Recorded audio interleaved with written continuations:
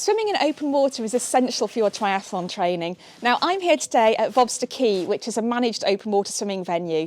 So in this video, we're going to talk about the essential ways to stay safe when swimming both at a managed venue and also when doing your training in wild swimming venues.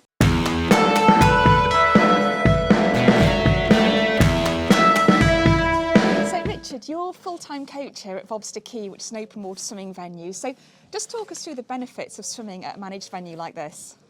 I think in managed venue, a lot of the risks, and open water swimming is a high risk activity even in the summer, but particularly in the winter. A lot of the risks are mitigated. So for example, the water quality here is tested regularly and it's excellent here, you'll see from the visibility. We have lifeguards on duty, so if someone was to get into difficulty, and then just sort of the management of the actual swimmers. So rotations are set up, so you haven't got head-on collisions. If we have an elite squad training, they work in a separate area for coaching to general public swimmers. As I say, so it is really the key mitigation of a lot of the risks which you wouldn't have in a wild swimming venue. So if someone was going to come here for a swim today, what are the things they should do themselves to make sure they stay safe as well? I think one of the first things is making sure you're fit and healthy. One of the things people talk around in terms of the health benefits of open water swimming is potential influences on the immune system.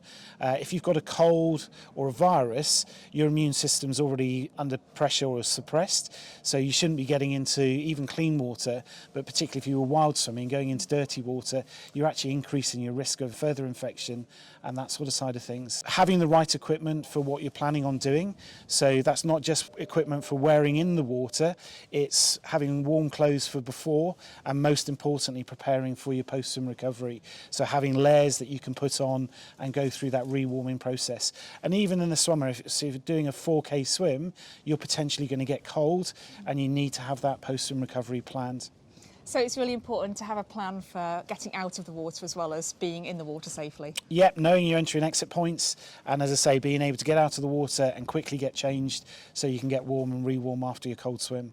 And what about wild venues? So obviously here there's loads of support on hand, which is great, but say if we had viewers who are going to swim in a river or they're at the coast and they're swimming in the sea and there isn't people around to keep an eye on them and help them, then what would your advice for them be?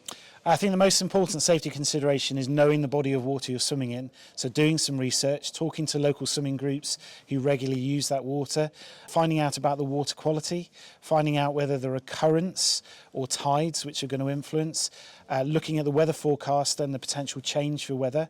We've had recent floods and floods move down a river, so you might be further downstream where floodwater might be moving very quickly. Never swim alone.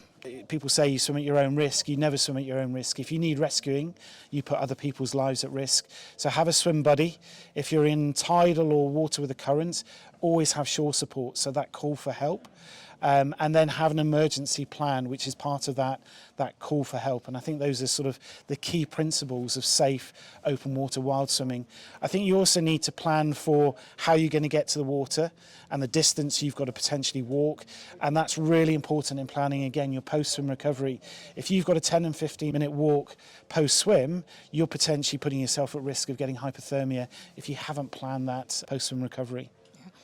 And what resources are useful for people that want to find out about local wild swimming venues? I think talking to experienced swimmers, there's a huge population now across the country of wild swimming groups, and they have good information. Obviously there's information on tides and currents online, and you can still get the nice little tidal booklets, which I think are absolutely brilliant. Yeah. So doing that sort of research, if you're going to a beach that's lifeguarded, even in the winter, there's often lifeguards who are surfing. Talk to those people who really know and understand not just the surface water, but the water underneath. They know the currents and tides. Thank you so much for watching today, and if you've enjoyed what you've seen, please like, share and leave any comments below. And please subscribe as well to make sure you don't miss any more great videos from 220 Triathlon.